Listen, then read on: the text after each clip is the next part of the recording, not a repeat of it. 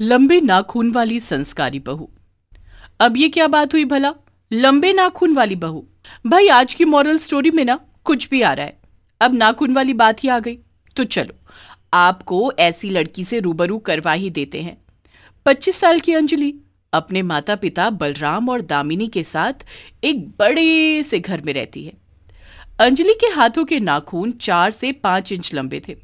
अंजलि को बचपन से ही नाखून बढ़ाने का बड़ा शौक है। वो अपने खाने पीने पर जितना ध्यान नहीं रखती थी, उससे ज्यादा ध्यान वो अपने हाथों के नाखूनों का रखती थी। इंडिया में ऐसी कोई नेल पॉलिश नहीं बची थी जिसे अंजलि ने इस्तेमाल ना किया हो। एक दिन की बात है, अंजलि बेटिया अपने हाथों के नाखून तो काट ले, देख कितने बड़े हो गए। बेटा कोई देखेगा तुझे तो जंगली कहेगा। माँ आपको कितनी बार कहा है मैंने कि मेरे नाखूनों पर आप कमेंट मत पास किया कीजिए। मेरे हाथों के नाखून मेरी जान है, इन्हें मैं कभी अपने से जुदा नहीं करूंगी। अरे तो कितना बढ़ाएगी इन्हें, हाथ इतने लंबे करती क्या अब? बिटिया सच में अच्छे नहीं लग रहे ये नाखून, इन्हें काट ले बिटिया। अंजलि बिना कुछ कहे गुस्से में घर से बाहर चली जाती है। अंजलि के माता पिता रोज रोज अंजलि को नाखून काटने की बात कहते हैं, पर अंजलि है कि उनकी एक नहीं सुनती। देखते ही देखते दिन गुजरते गए। एक दिन अंजलि की शादी उसी गांव के एक राहुल नाम के लड़के से हो जाती है। शादी करके अंजलि अपने ससुराल चली आती है। अंजलि के ससुराल में उसके सास ससुर उर्मिला, मोहित और ननद पायल थी। शादी के दूसरे दिन, अंजलि बहू देख फर्श पर कितनी धूल जमी है, इसे पानी से अच्छे से साफ कर दे बहू। जी माँ जी, वैक्यूम क्लीनर कहाँ है? भाभी वो हमारे घर में नहीं है, हम कपड़े और पानी से घर की फर्श साफ करते हैं। आप भी उसी से कीजिए, वो सामने बाथरूम है, आप वहां से एक बाल्टी पानी लेकर वो सामने रखे कपड़ों को गीला करके फर्श साफ कर दीजिए। अंजलि बाथरूम से एक बाल्टी पानी लाती है और कपड़े को गीला करके पूरा घर साफ करने लगती है। थोड़े समय बाद अंजलि पूरा फर्श साफ कर देती है। तभी बीच में ही उर्मिला सोफे पर बैठी अंजलि को आवाज लगाती है। अपनी सास की आवाज सुनकर अंजलि गीले फर्श पर ही चलकर उर्मिला के पास जाने लगती है। तभी गीले फर्श पर अंजलि का पैर फिसल जाता है और अंजलि सीधे अपनी सास के ऊपर जा गिरती है। अंजलि अपने हाथों से अपनी सास उर्मिला के चेहरे पर अपने 10-10 नाखून से उर्मिला का पूरा चेहरा नखोड़ देती है। हा मेरा चेहरा अरे बाप रे! अंजलि झट से उठकर खड़ी हो जाती है। तभी वो देखती है कि उसके नाखून के कारण उर्मिला के चेहरे पर लंबे लंबे घाव आ चुके थे और उसमें से खून भी बह रहा था, जैसे किसी बिल्ली ने उर्मिला के चेहरे पर झपट्टा मारा हो। ये देखकर सब दंग रह जाते हैं।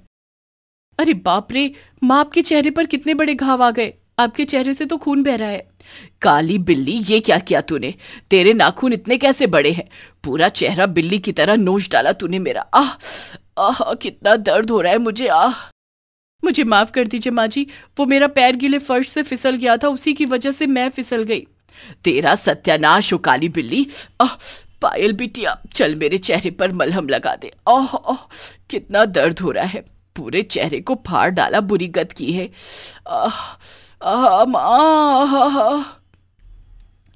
पायल अपनी माँ को लेकर कमरे में जाती है और उसके चेहरे पर मलहम लगाने लगती है। अंजलि, तुम्हारे हाथ के नाखून कितने बड़े बड़े हैं, इन्हें काटो ना। नहीं, मैं अपने नाखून नहीं काटूंगी। मुझे अपने नाखूनों से बहुत प्यार है। मैं अपनी गर्दन कटवा सकती हूँ पर अपने हाथों के नाखून नहीं। अंजलि, तुमने देखा ना, आज तुम्हारे नाखून की वजह से माँ का पूरा चेहरा फट गया। वो गलती से हुआ और ऐसा बार बार नहीं होगा। इतना कहकर अंजलि रसोई में चली जाती है। शाम का समय, तभी उर्मिला अपने कमरे से बाहर आती है। उर्मिला के चेहरे पर मलहम लगा हुआ था। आए आए, मेरा चेहरा कितना जलन कर रहा है। मेरा चेहरा, बुरी गत की।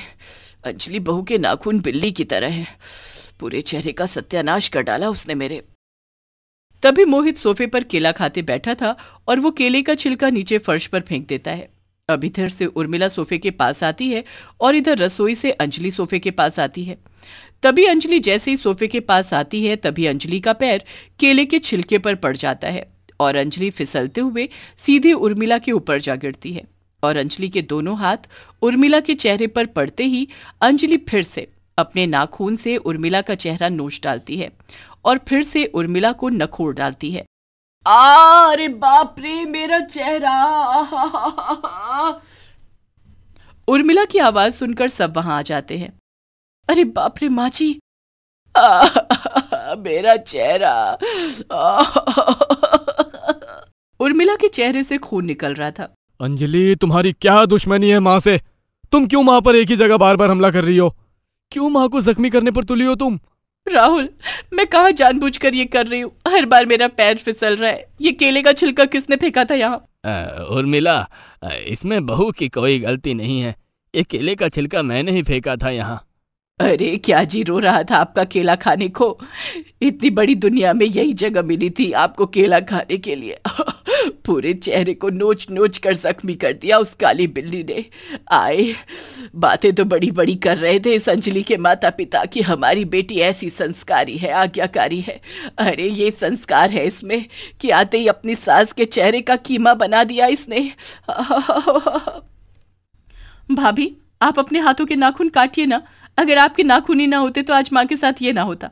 ये सब आपके बड़े बड़े नाखून से हो रहा है। इसे कहने से कुछ फायदा नहीं है पायल।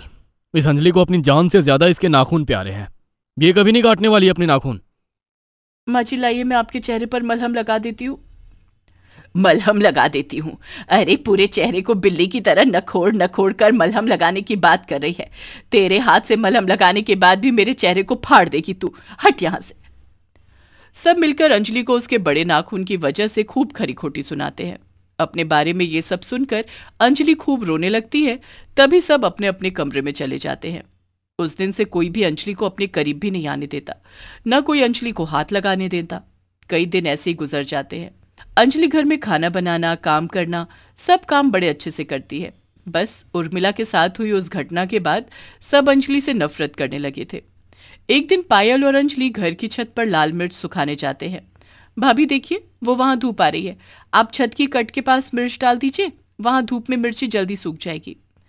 पायल बहन, मिर्ची तो बहुत सारी है, आप भी मेरी मदद कीजिए ना। दोनों मिलकर घर की छत के आखिरी छोर पर आते हैं और वहां लाल मिर्च फैलाने लगते हैं। तभी अचानक अंजलि का पैर फिसल जाता है और जैसे ही वो नीचे गिरने लगती है तभी पायल उसका हाथ पकड़ लेती है। अब पायल जैसे ही उसका हाथ पकड़ती है, अंजलि के बड़े बड़े नाखून पायल के हाथ में चुभ जाते हैं और पायल के हाथ से अंजलि का हाथ छूट जाता है और अंजलि छत से नीचे गिर जाती है। आह! आह! भाभी!